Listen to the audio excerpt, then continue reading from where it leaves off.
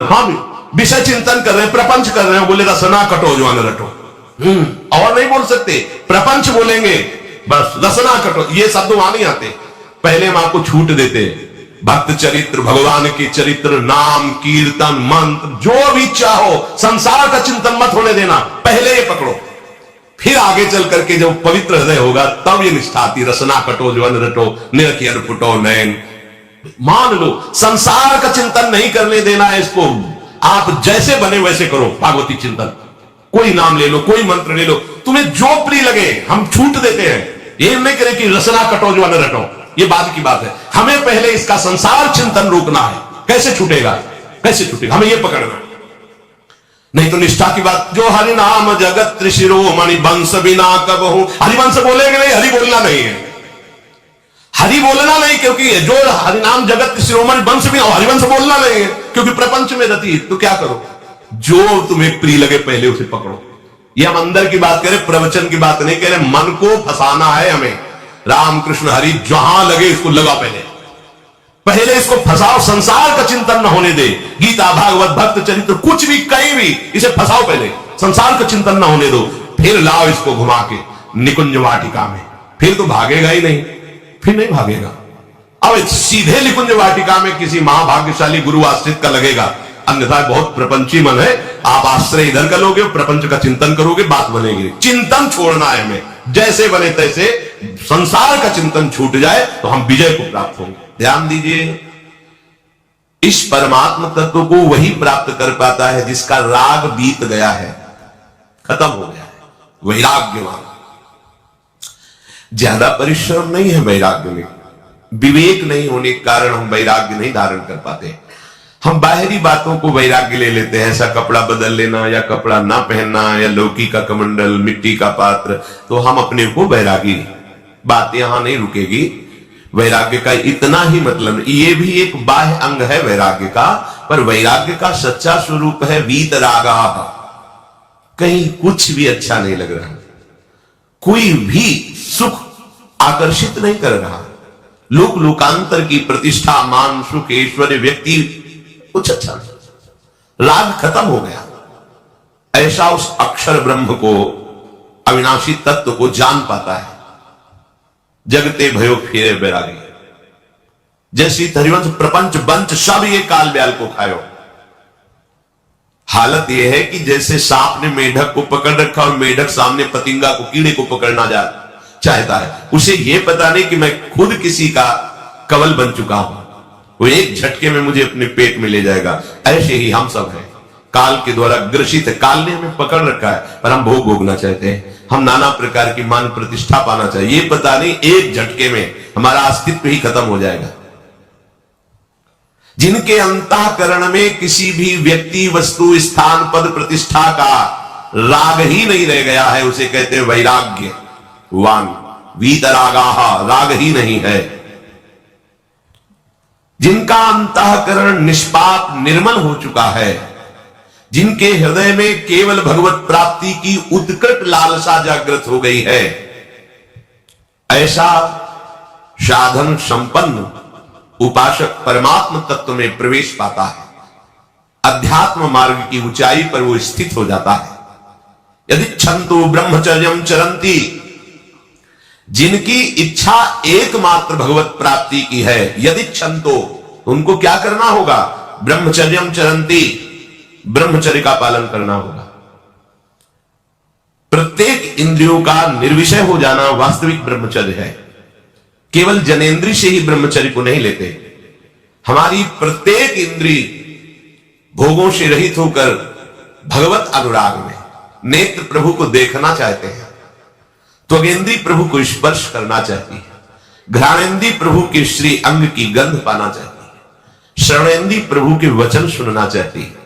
एक एक इंद्रिय अपने प्रभु में लग गई, अंतर्मुख हो गई, बाहर विषयों का त्याग हो गया, इसे ब्रह्मचर्य कहते हैं। पर प्रारंभिक ब्रह्मचर्य में जनेन्द्रिय का ब्रह्मचर्य अत्यंत आवश्यक है। यदि जनेन्द्रिय जन्य व्यभिचार दोष से युक्त है तो कदापि उसे भगवत प्राप्ति नहीं हो सकती। शुभ गति व्यभिचारी, व्यभिचारी शुभ गति चाहे, असंभव। और भगवत मार्ग में सबसे बड़ा दुश्मन यही व्यभिचार दोष है, काम। इसी से हमारा हृदय मलिन होता रहता है। अंधा बटे वो पड़ा चबाए वाली दशा रहती है। 50 वर्ष हो गए, अरे 50 जन्म हो जाए, तुम व्यभिचार करो, गंदी बातें करो, गंदे चिंतन करो, तो समय व्यतीत कर, अनंत जन्म व्यतीत हो गए, भगवत प्राप्ति हुई क्या? 50 वर्ष से भगवत प्राप्ति हो जाएगी क्या? 5 मिनट काफी है भगवत प्राप्ति में, एक बार नाम काफी है। वो स्थिति तो लाओ। बार बार बहिर्मुख वृत्तियों के द्वारा विषयों में सुख बुद्धि कर लेने से हमारा सारा का सारा अध्यात्म चिंतन बदलता रहता है, इसलिए लाभ नहीं मिल पाता, एक रस चिंतन नहीं रह पाता। बार बार विक्षेप विषय करते रहते हो, हम सहते रहते हैं और भोगते रहते हैं। एक बार तो हिम्मत करके उठो, अवलो नशानी अब ना नशई हो, एक बार तो दृढ़ बनो। बस मन के अनुकूल चलने की बात को तुम्हें रोकना होगा, तभी तुम्हारे अंदर यदि क्षण तो ऐसी इच्छा जागृत होगी। पक्का पक्का ऐसा ही है। जब हम किसी विषय के वेग को सहते हैं, विषय नहीं भोगते, तो मन बहुत जलाता है। उस जलन में फिर एक ही बात होती है, बस भगवत प्राप्ति हो जाए, झंझट खत्म हो जाए। कब तक हम इसमें चलेंगे? एक बार भगवत, वो जलन हमको भगवत प्राप्ति की इच्छा प्रकट करती है। अपने लोग क्या करते हैं? जलन को मिटाने की कोशिश करने लगते हैं, तो भगवत प्राप्ति की इच्छा क्या, भोग प्राप्ति की तृष्णा जागृत हो जाती है। भोगे हुए भोगों को बार बार भोगने की इच्छा का नाम तृष्णा है।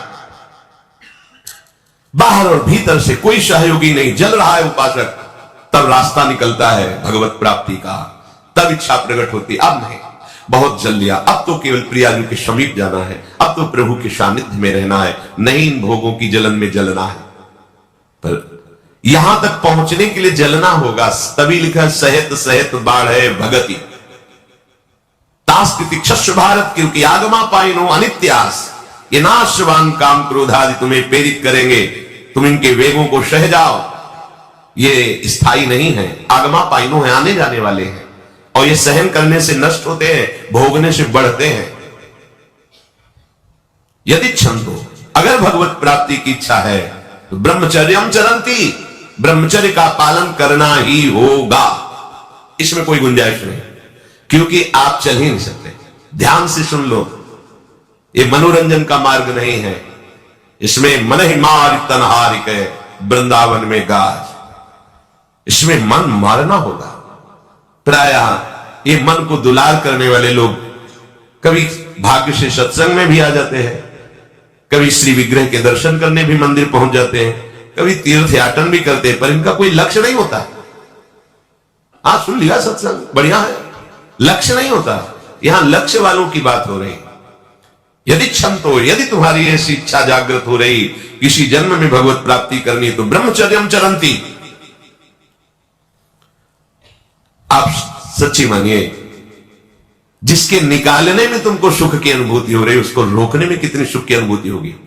उन्मत्त हो जाओगे बहुत जल्दी, आपके सारे के सारे कर्म भगवदाकार होने लगेंगे यदि आप ब्रह्मचर्य का पालन करेंगे। शरीर स्वस्थ, हल्का, मन प्रसन्न, नींद आदि पर विजय, कितने गुण ही गुण। और ब्रह्मचर्य ही आलस्य, प्रमाद, भोगों का चिंतन, मन का डिप्रेशन में पहुंचना, कमर में दर्द, टांगों में दर्द, सर में दर्द, घबराहट होना, बिना किसी कारण के मन भयभीत हो रहा है, भोजन अपच हो रहा है, बिना किसी प्रक्रिया के वीरनाश हो रहा है, बिना किसी प्रक्रिया के। काहे को मृत्यु स्वयं स्वीकार कर रहे हो, ये मृत्यु है। चाहे भगवान दत्तात्रेय जी बोल रहे हैं, भगवान कपिल देव जी बोल रहे हो, जब उपासक को संबोधन करते हैं भगवत प्राप्ति के लिए, तो कहते हैं कि इस भोग वृत्ति को साक्षात मृत्यु रूप देखो, ये मृत्यु है तुम्हारी। जब शरीर राग त्यागना है तो तुम शरीर से भोग भोगोगे, तो आसक्ति शरीर की पुष्ट होगी, आसक्ति भोग सुख की पुष्ट होगी, है नहीं। कितने दिन शरीर रहेगा, कितने दिन भोग रहेंगे। विचारवान बनो, ब्रह्मचर्यम चरंती, ब्रह्मचर्य का पालन करो। उपासक जो ब्रह्मचारी होता है उसका खिला हुआ चेहरा रहता है, जैसे कमल खिला हुआ, बिना किसी कारण के उसकी मुख मुद्रा में प्रसन्नता होती है। जो ब्रह्मचर्यहीन होता है बुझा हुआ चेहरा होता है, तेजहीन, बिना किसी कारण के वो शोकग्रस्त लगता है। बैठा है, आपको लग रहा है शांत है, लेकिन आप चेहरे को देखो, वो एक शोकग्रस्त है, कुमलाया हुआ चेहरा, अशांत चेहरा। मुख प्रसन्न, तन तेज विराजा, यह है ब्रह्मचर्यम चरंती, भगवत आराधन संपन्न उपासक का।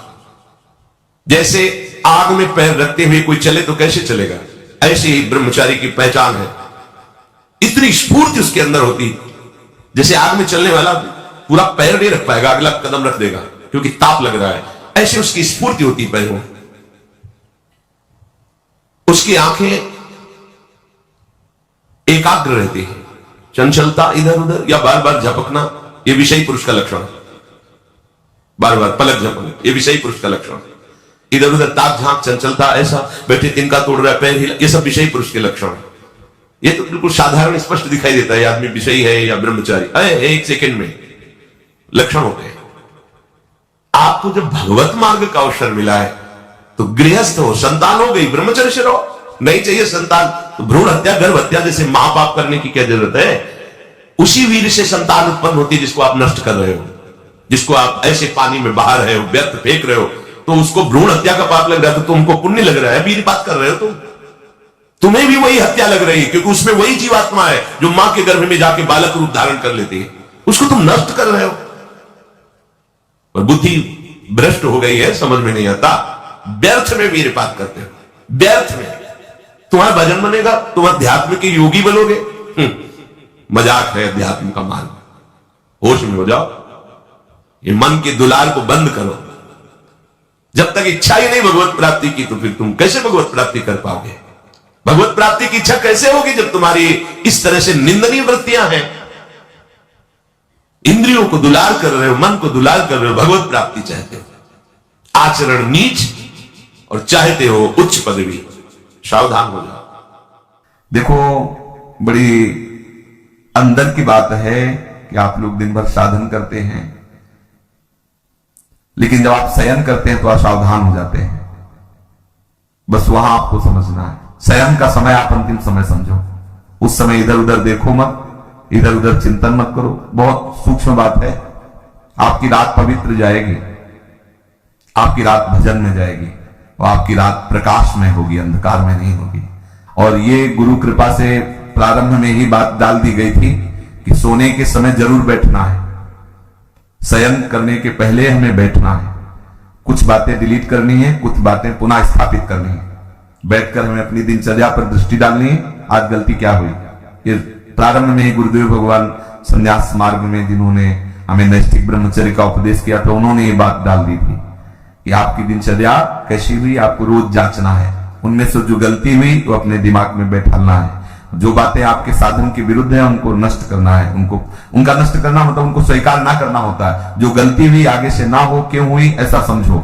और ये सब करने के बाद एकदम शांत हो जाओ और भगवदाकार, जैसे कोई मरने पे नहीं होता, सारी वृत्तियां समेट लेता है, और बस शयन हमारा ठीक होना चाहिए।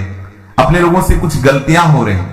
देखो, कोई भी सत्संग में बात होती है तो कहीं ना कहीं से तरंग आ रही है, वो हमें जरूरत है उस बात की, तो उसको संभालना चाहिए।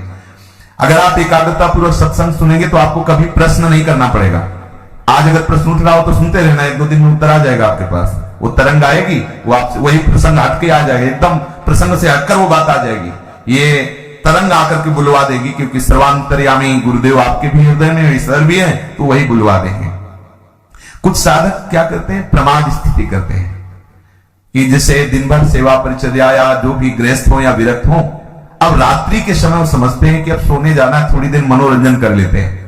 तो मोबाइल है, टीवी है या मानसिक है, वो इधर उधर मन को, और फिर शयन करते हैं। उनकी रात पूरी अंधकार में काल रात्रि हो जाती है, साधन को नष्ट करने वाली बन जाती है और अशांति। सुबह वो निरुत्साहित उठते हैं, सुबह वो खोए हुए उठते हैं, सुबह वो अपने को अधूरा पाते हैं, उत्साहहीन। अब वो केवल बनावटी रह जाता है, आंतरिक खोखले हो जाते हैं। इसलिए आप रात्रि को संभालिए, रात्रि को संभालिए। शयन के समय आप बहुत सावधान रहिए, तो सुबह आपका संभल जाएगा। सुबह संभल गया तो पूरा दिन संभला रहेगा, रात्रि संभल गई तो पूरा जीवन संभला रहेगा।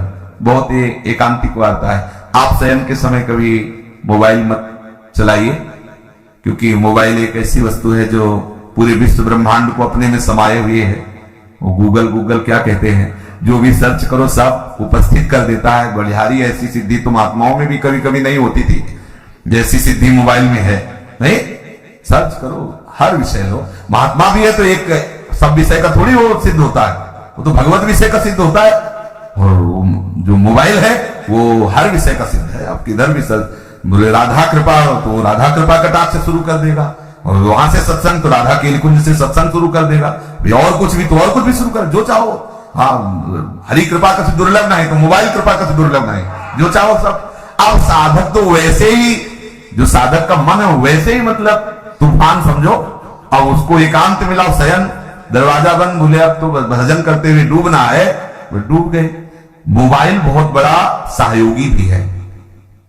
जैसे हम गुरुजनों के वचन उसमें रखे हुए हैं, सत्संग, तो आप अगर मान लो बहिर्मुख हो रहे हैं उस समय कुछ सत्संग अपने रखे जाते हैं कि ये सत्संग हमारे लिए औषधि है। जैसे खांसी की अलग दवा, बुखार की अलग दवा होती ना, ऐसे ही अपने लोगों को भी अपनी डायरी में जैसे ना कि जब साधक को काम सताए तो कौन से सूत्र चाहिए वो अपने तय कर लेते हैं कि ये बात इसको नष्ट करने। जब साधक को क्रोध सताए तो कौन कौन से सूत्र, जब हमारे अंदर ऐसी, तो वो सब, तो वो चीजें एक अलग होती है। तो मोबाइल मानो एक नई डायरी, उसमें आप अपना चयन कर सकते हैं कि 4 सत्संग शरणागति के हैं, 4 सत्संग ये वैराग्य के हैं, 4 सत्संग ये अनुराग के हैं। जब हमारा मन जहां विचलित हुआ तो ये हम सुन सकते हैं। अगर हम कुमार्गगामी प्रयोग करें तो बहुत बड़ा हमारे लिए हानिकारक है, और अगर सन्मार्ग में साधक के लिए वास्तुता नहीं जरूरत है। अगर सही पूछो तो भगवत कृपा से नहीं जरूरत है। अब लौकिक ये सब व्यवहार की तो बात अलग ही है, वो क्या जरूरत नहीं है। वो गुरु कृपा से अभी तक प्रयोग में नहीं आया, अभी तक पास नहीं है। अभी लोग अपना रखते हैं तो ये लोगों के लिए ही रखते हैं, अपना करो, जो उनसे बात करो। अपने पास नाम रूपी मोबाइल है, उसको सर्च करो, जिसकी जानना चाहो जान सकते हो, जो जानना चाहो जान सकते हो। आप देखो ना, इसमें बहुत बड़ी सामर्थ्य है। जो अरे निकुंज का लाइव मोबाइल दिखा सकता है? नहीं दिखा सकता। सर्च करो इस समय राधा प्यारी कैसे मुस्कुरा रही, भला दिखा दे।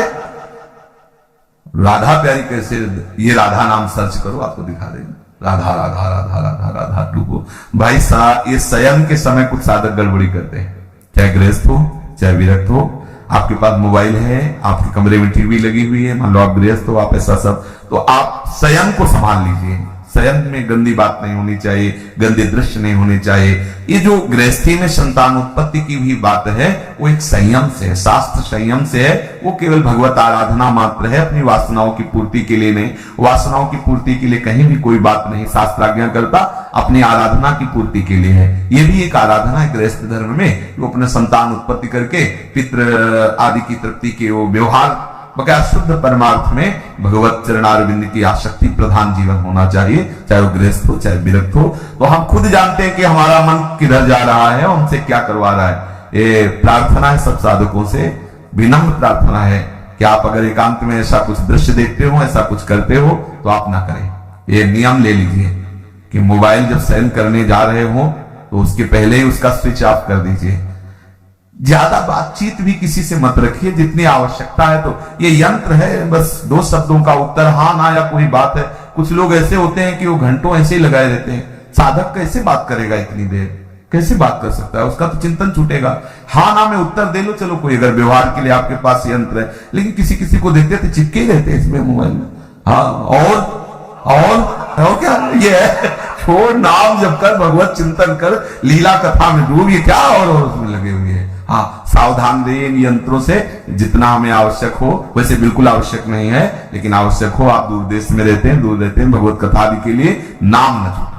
और शयन के समय नाम में भले 1 मिनट बाद आप सो जाते हैं, लेकिन नाम का ऐसे ध्यान करते हुए उसका फल होगा। आप नाम के ध्यान में ही जगेंगे। देख लेना, ये मतलब अनुभूत विषय है। अगर नाम में आप डूबते हुए शयन कर रहे हैं तो आप जागेंगे नाम। और नाम में जो डूब कर शयन करता है वो लीला में जाता है, वो निद्रा में नहीं जाता। पक्का समझना। कभी कभी ऐसा होता है कि भगवान जगना नहीं हो तो अच्छा है, ये आंखें ही ना खुले, जहां है वहीं लगे रहे तो बहुत अच्छा है। बड़े सुंदर सुंदर भगवान की कृपा का अनुभव होता है। शयन में भी जागृत स्वप्न सुसुप्ति स्फुरत में राधा पदाब्ज छटा, चूको मत, बहुत बढ़िया अवसर है।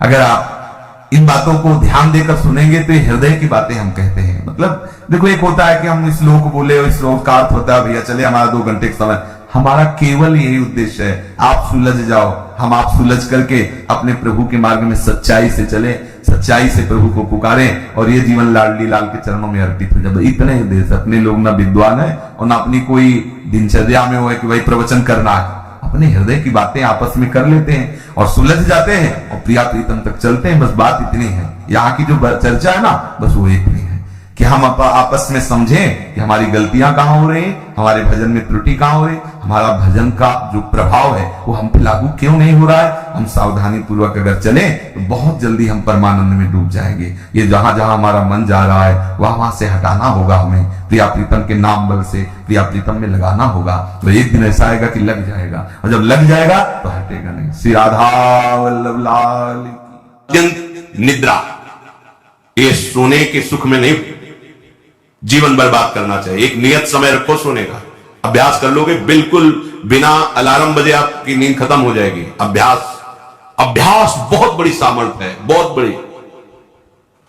अगर नींद लेने का आपने अभ्यास बना लिया है तो यह आपके जीवन को नष्ट करने का बहुत बड़ा साधन बन गया।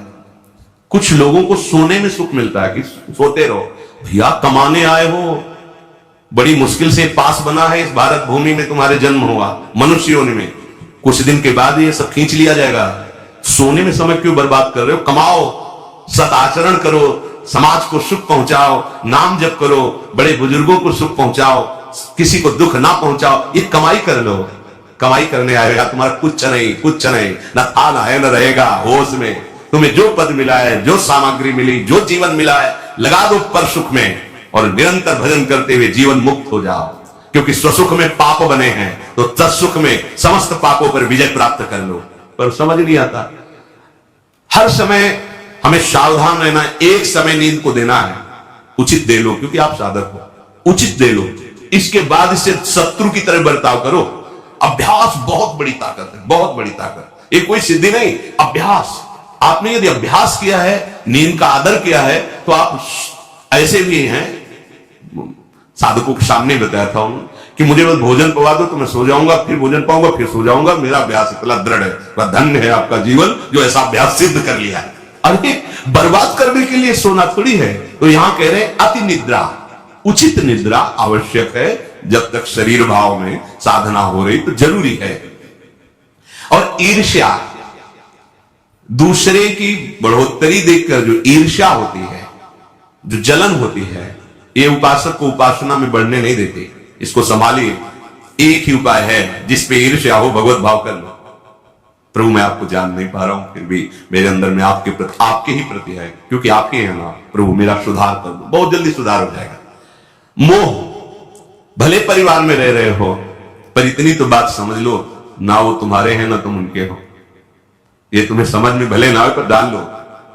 सुत बलितादि जान स्वार्थ रत ना करो नेह सविते, अंत ही तो ही तजेंगे पामर तू न तजय बहिते। जैसे आप स्टेशन में होते हो तो किसी से मोह थोड़ी करते हो। बैठे हैं सब आस पास, कोई चाय पी रहा है, कोई हंसी मजाक कर रहा है, बातें कर रहे हैं, सब मिलान हो रहा है। गाड़ी आई, किसी से कोई मतलब नहीं, अपनी गाड़ी में। ऐसे ही जैसे प्याऊ में हम खड़े हैं, भीड़ है, पानी पिया, चल दिया। ऐसे ही आपको समय मिला है 70 वर्ष, 80 वर्ष, 100 वर्ष, उन जनों के बीच में रहकर अपनी गाड़ी का इंतजार करो और भगवत प्राप्ति करके अपने परम धाम जाओ। पर अगर नहीं समझ पाए तो माया ऐसा लगती है, मेरा पुत्र, मेरी पत्नी, मेरा परिवार, मैं, पूरा समय चला जाता है। फिर जिनको तुमने मैं करके, अब वो अंतिम समय दिखाई देता है। कोई अपना नहीं, कोई अपना। अभी मतलब आप तो अपने ही घेरे में हैं, जैसे अपने लोग भ्रमण किए तो देखा है, रो रहे हैं, उनके परिवार वाले उनसे बात भी नहीं करते हो। अवस्था ऐसी है कि डंडा के सहारे 2-4 कदम चल सकते हैं। वस्त्र मल से कौन साफ करे उनका, ऐसी